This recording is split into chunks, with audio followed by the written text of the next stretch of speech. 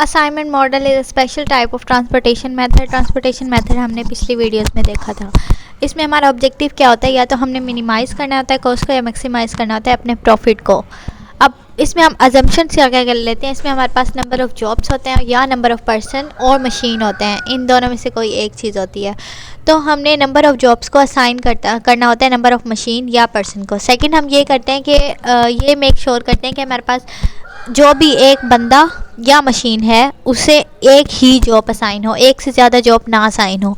Each person is independently capable of handling any job to be done. अब उसको जो भी जॉब दी जाएगी पर्सन को या मशीन को, वो कैपेबल हो उसे करने के, इंडिपेंडेंटली कैपेबल हो उसे करने के। Assigning criteria is clearly specified. हमें पता हो कि हमने मिनिमाइज़ करना है कॉस्ट को या मैक्सिमाइज़ करना है प्रॉफिट को। Hungarian method is special case of assignment model. इसमें फिजिबल सोल्यूशन क्या होता है, जब n number of jobs and different person या मशीन को असाइन की जाती हैं तो वो फिजिबल सोल्यूशन कहलाता है हंगेरियन मेथड का। एक क्वेश्चन देखते हैं, उससे ज़्यादा समझ आएगा हमें। अब होता क्या है, ये हमारे पास डिफरेंट जॉब्स हैं, 4 जॉब्स हैं, 4 हमारे पास पर्सन है। इन पर्सनस को हमने जॉब असाइन करनी है। तो इस मेथड में हम सबसे पहले क्या देखते हैं, हर रो में सबसे छोटी वैल्यू देखते हैं और फिर उसे उसी रो में सब्ट्रैक्ट कर देते हैं। अब फर्स्ट रो पे हम आते हैं। फर्स्ट रो में हमारे पास सबसे छोटी वैल्यू है 3 को हम हर एक वैल्यू के साथ सब्ट्रैक्ट कर देंगे। 5 में से 3 सब्ट्रैक्ट करेंगे तो यहाँ पे 2 आ जाएगा। 9 में से 3 सब्ट्रैक्ट करेंगे तो 6 आ जाएगा।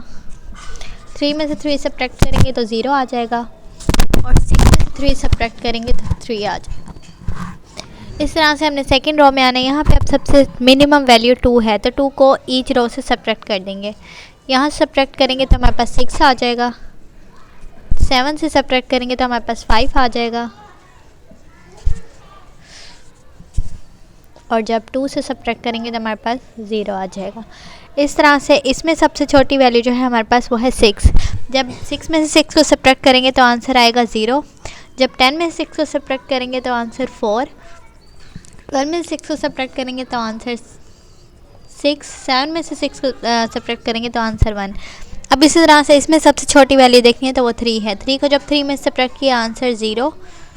7 8 में से 3 को किया, 6 में से 3 को किया तो 3। अब ये करने के बाद हमने कॉलम पे आ जाना है। अब कॉलम में सबसे मिनिमम वैल्यू देखनी है। अब यहाँ पे मिनिमम वैल्यू 0 है इस कॉलम में, तो इसको हम 0 को सबसे सब्ट्रैक्ट करेंगे तो आंसर वही आएगा। अब इस कॉलम में देखते हैं सबसे छोटी वैल्यू हमारे पास 4 है तो 4 को सारी वैल्यू से सब्ट्रैक्ट कर देंगे। यहाँ पे 2 आ जाएगा, यहाँ पे 1 आ जाएगा, यहाँ पे 0 आ जाएगा और यहाँ पे 3।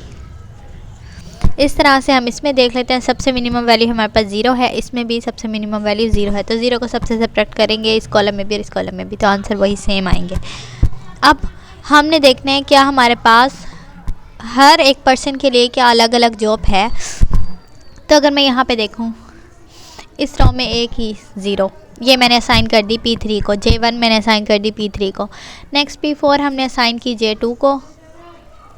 J3 को हमने P2 असाइन की। ये वाली भी असाइन कर सकते हैं, लेकिन क्योंकि J4 को हमने असाइन करनी है तो एक पर्सन को 2 जॉब्स नहीं मिल सकती।